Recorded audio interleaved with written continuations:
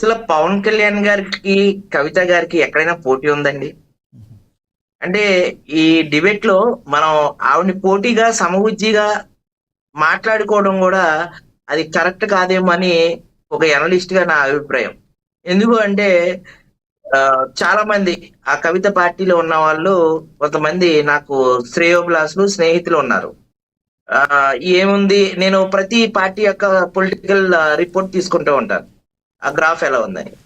ఏంటి, జనసేన గ్రాఫ్ పెరిగిందా తగ్గిందా అని అడిగితే జనసేన గ్రాఫ్ ని పెంచింది వీళ్ళే, రైట్.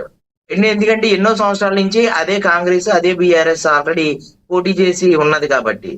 ఇప్పుడు కేసీఆర్ గారి మీద కాళేశ్వరం ప్రాజెక్టు వివాదాలు రావటం, తర్వాత తండ్రి కొడుకులు వివాదాలు రావటం, మద్యం కుంభకోణం, రకరకాల వివాదాల కారణంగా చాలా మంది ఆశావాహులకి కేర్ ఆఫ్ అడ్రస్ గా జనసేన పార్టీ నిలవటం అనేది జరిగింది. ఇప్పుడు కవిత గారు ఎక్కడైనా పోటీయా? కనీసం ఆవిడ పోటీ చేస్తే ఆ తెలంగాణ వ్యాప్తంగా నాకున్నటువంటి సర్వే రిపోర్ట్ ప్రకారం డిపాజిట్ ఓట్లు కూడా రావండి. అంటే ఎక్కడ ఆవిడ పోటీ చేస్తేనే డిపాజిట్ రావు. ఆవిడ ఇంతవరకు ప్రత్యక్ష రాజకీయాల్లో ఎమ్మెల్యే గాని ఎంపీ గాని కంటెస్ట్ చేసినటువంటి సందర్భాలు ఏమైనా ఉన్నాయో మీరు చెప్పొచ్చు. తెలియదు లేదు, ఎంపీ గెలిచింది ఆమె, అందుకని కొంచెం తెలంగాణ గురించి మాట్లాడే అవగాహనతో మాట్లాడాలి. మనవాడి వాళ్ళం కూడా ఎంపీ గెలిచింది ఆమె, నిజామాబాద్ ప్రత్యక్ష రాజకీయాలు, ఎమ్మెల్సీ గెలిచింది ప్రత్యక్ష రాజకీయాలు. ఎట్లా మీరు మాట్లాడతారు? నేను ఏమంటున్నాను, ఇప్పుడు పవన్ కళ్యాణ్ ఎవరు చెప్పింది సార్ మీకు? అదే మీరు తెలుగు మాట్లాడుతున్నారంట. ఎమ్మెల్సీగా స్థానిక సంస్థలు గెలిచింది ఇచ్చారండి కాదండి, అదే ఈ మధ్య కాలంలో. మీకేం చెప్పాలి? టిఆర్ఎస్ పార్టీలో కాదండి నేను చెప్పింది, గతంలో కాదండి నేను చెప్పింది, ఈ మధ్య కాలంలో లక్ష్మణ్ గౌడ్ గారు ఏంటి చెప్తున్నారు? ఒకటి గుర్తు పెట్టుకోవాలి, కవిత గారు ఏ రాజ్యాధికార ప్రకారంగా ఏది చేసినా కూడా ఇక్కడ కేసీఆర్ గారు కూతురుగానే ఎంపీగా గెలిచారు, కేసీఆర్ గారు కూతురుగానే ఎమ్మెల్సీగా చేశారు. అంతే తప్ప ఆమెను ప్రజలు స్వయంగా నెత్తిన పెట్టుకొని మోసినటువంటి పరిస్థితి ఎక్కడ లేదు సార్. నేను చెప్పింది ఇప్పుడున్న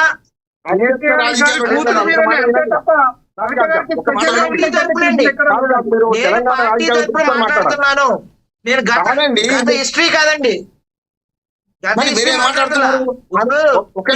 పార్టీ తరఫున పెట్టినటువంటి పార్టీ తరఫున ఏమైనా ప్రత్యక్ష రాజకీయాల్లో ఎక్కడైనా పోటీ చేసిందా? నేను అదే అడుగుతున్నానండి.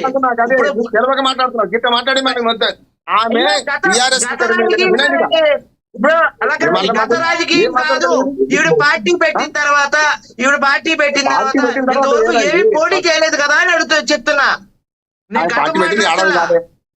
ఏడాది కాలేదండి కదా, ఇంకా ఈవిడ పోటీ చేస్తే కనీసం డిపాజిట్లు కూడా రావని చెప్పి నేను మాట్లాడుతున్నాను. నేను టిఆర్ఎస్ పార్టీ పెట్టుకుంటే కనీసం 10 మంది కూడా రావట్లేదు. ఈ టిఆర్ఎస్ పార్టీ ద్వారా కనీసం ప్రత్యక్ష రాజకీయాల్లో పోటీ చేసిందా? ఒక మాట అన్నారు, ఖచ్చితంగా మీరు వెనుకలు తీసుకోవాలి. జనసేనకు డిపాజిట్ రాలేదంటే జనసేనకు ఉన్న బలం జనసేన కాదండి. లక్ష్మణ్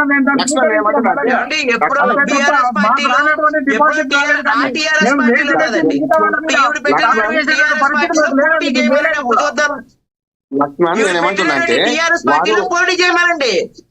ఎప్పుడు ఈవిడ కనీసం పార్టీ పెట్టిన తర్వాత ఒక తెలంగాణ సమస్యల గురించి ఎక్కడైనా మాట్లాడిన దాఖలాలు మీరు ఏమైనా చూపించగలరా?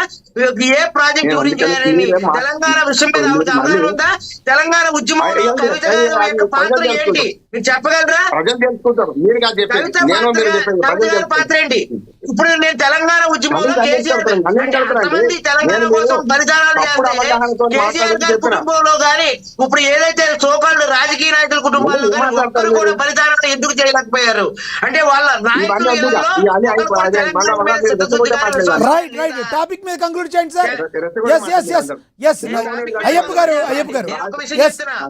టాపిక్ పోటీ చేస్తే కనుక ఏదైతే పోటీ చేస్తే కనుక ఖచ్చితంగా డిపాజిట్ ఓట్లు కూడా రావు, కనీసం ధరవత్తు ఓట్లు కూడా రావని నేను ఘంటాపదంగా చెప్తున్నానండి.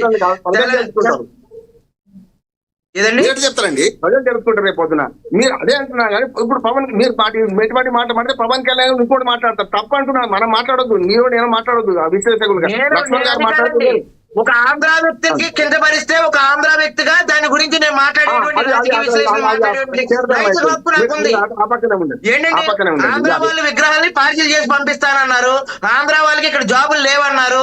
ఆవిడ ఏదైతే స్టాండ్ సార్ అవి వేరు, ఆ టాపిక్ వేరు. అయ్యప్ప గారు టాపిక్ వేరుగా అయిపోతుంది. మనం టాపిక్ మీద కంక్లూడ్ చేయాలి. ఎవరో మాట్లాడిన దానికి ఇక్కడ పంచాయతీ ఎందుకు? అయ్యప్ప గారు, ఎస్ అయ్యప్ప గారు, కవిత గారు మాట్లాడిన దాని మీద మాట్లాడండి. ఎవరో అన్న దానికి ఇప్పుడు మీరు రామ్మోహన్ గారిని క్వశ్చన్ ఏంటి ఉద్దేశంతో ఆవిడ ఎక్కడ మాట్లాడే దాఖలాలు లేవండి. రైట్ మీ అభిప్రాయం. తెలంగాణ గురించి మాట్లాడమనండి అంతే తప్ప పవన్ కళ్యాణ్ గారి గురించో ఆంధ్రప్రదేశ్ గురించో ఏమైనా తెలంగాణ దోచుకున్న కుటుంబాల్లో ఆవిడ ఒకళ్ళు. తెలంగాణ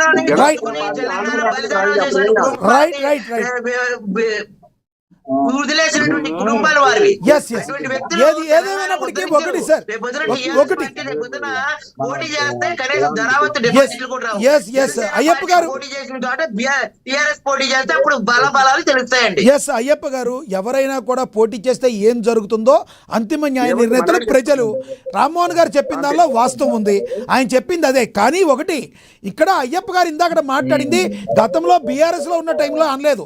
రామ్మోహన్ గారు అర్థం చేసుకోలేదు. ఆవిడ పార్టీ పెట్టాక ఏమైనా పోటీ చేసిందా అన్నారు. అయ్యప్ప గారిది అర్థం చేసుకోకుండా మధ్యలో మీరు